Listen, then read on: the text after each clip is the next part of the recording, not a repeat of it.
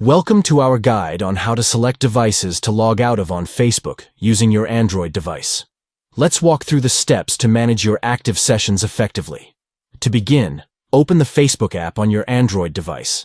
Tap on the three lines at the top right corner to access the menu.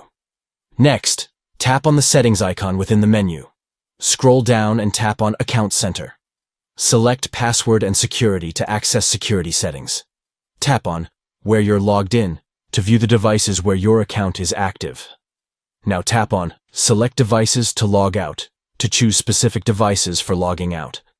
Select the devices you want to log out of by tapping on each one.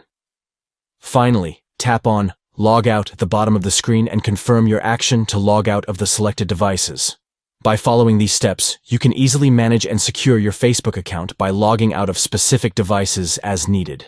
Thank you for watching, and we hope this guide helps you take control of your active sessions on Facebook.